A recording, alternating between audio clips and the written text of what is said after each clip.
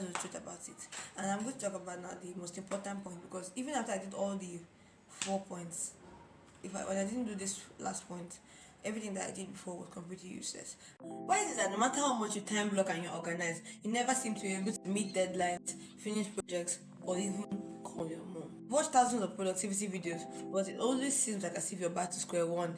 No finished work, impending deadlines, and absolutely no solution.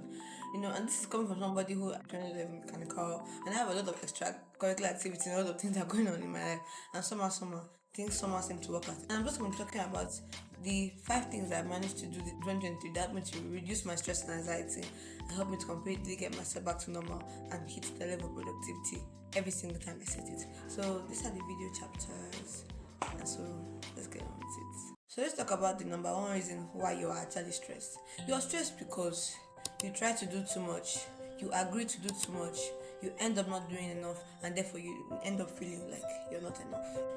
And so the first step to getting to understand is that you won't always be able to meet up with everything, but you should be able to meet up with the most important thing. And by reducing your expectations to a substantial level, you'll actually be able to get on with doing a whole lot more things. And so I'm just going to go on straight and talk about the 5 things that one of my mentors advised me to do. It completely helped me to completely manage my stress, because at the point where she told me that, oh my god, we'll be having this meeting over 2 times, I literally sat down on the floor and tears started coming to my eyes, because I was so stressed and I was so like, god, what kind of life is this? And because I just really didn't know what to do.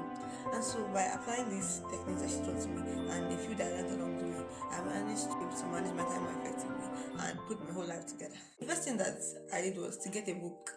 She told me that I should get a book where I'll be writing all the things I have to do, writing them down, like, because most times all these stress things in our head, though, and then we put down all the things that we have to do, we'll actually be able to do it better. And like Parkinson's law said, work stretches over the amount of time available for it to be done. We all know that if you had a deadline for something tomorrow, you completely capture it and do it in one night. But if you had a lot of time for you to do it, you wouldn't really stress about it. And so not knowing what is urgent and not knowing when best it is to tackle it, it's what actually leads to a whole lot of stress. Now when you write it down, you're like, okay, I know I have to read my books, I know I have to score songs for rehearsal tomorrow, I know I have to edit, I know I have to do this, I know I have to do that, write every single thing down, and then just like eat the frog, grade them according to A, B, C, D, E, and then grade them according to the level of importance. The next thing is plan your time according to your strengths. You know that you're a morning person, don't keep yourself up at night, because you know that, okay, I'm a night person, don't go and not be sleeping in the night, and then not come and waking up early in the morning and forcing yourself to read. You have class from this time to this time, and so by the time you come back from that kind of horrendous class, you won't be able to do anything, And so by giving yourself a lot of false expectations and false beliefs according to things that are not your strengths, you're just adding to your stress, and you're not going to be the most productive version of yourself, and therefore you're going to keep having things that you've not done, and things that you're meant to do just keep accumulating until you just be like, glory me. So the third thing I would say is have a friend that reminds you of what to do, or a friend that at least helps you to be accountable. Something happened to me earlier this year. So once again, it's the new year, you want to do so many things, all that, and only for me to fall sick. This was around January 9th. Does it sound logical?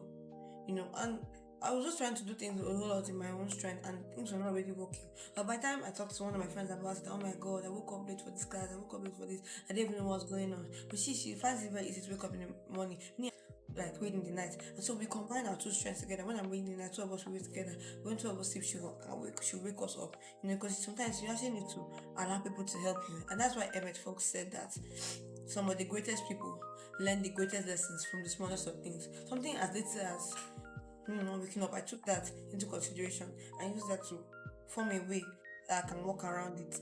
And so in case you just feel like looking about it, let's all discuss it down in the comment section. If you feel comfortable though, what problems do you feel have left to you, like learning the greatest lessons? That's a discussion that we want to discuss down below.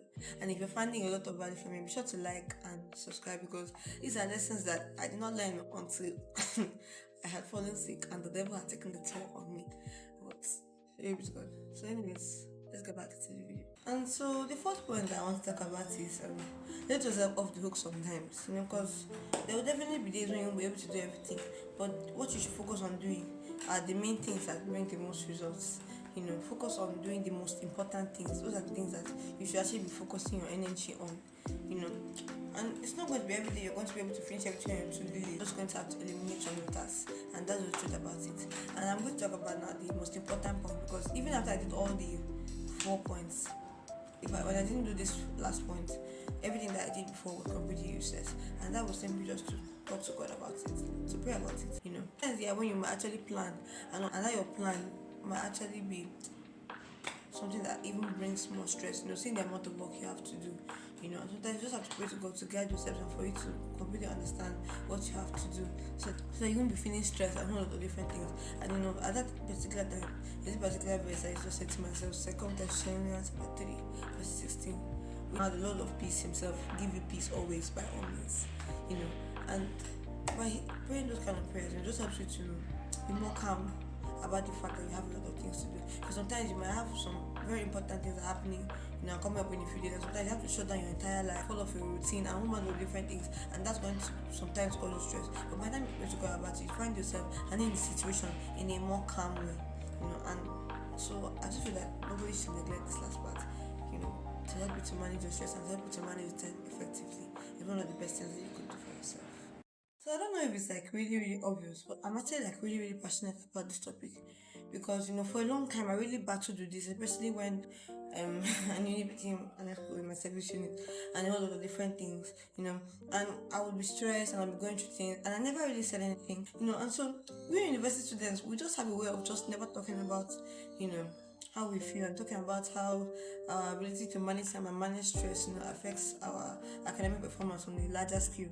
And so I just hope somewhere that somebody, at least even if it's one person, feels what I'm feeling. And I just hope that this video, helped you to manage your time a whole lot better, helped you to manage your stress a whole lot better.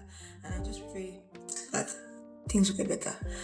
And so if you're looking for how to also improve your mind and talk about different things that stop you from reaching your full potential that occur in your head, and I'm going to be leaving links to a video by this side, which is The Mountain Is You. The Mountain Is You by Brianna, which just talks about how to overcome self-sabotage and take your power back. And so I guess I'm done with this video, guys, and I just pray that the peace of the Lord, the pastor understanding, be with you by all means in the mighty name of Jesus. I'll see you guys another day on this channel. Love you guys.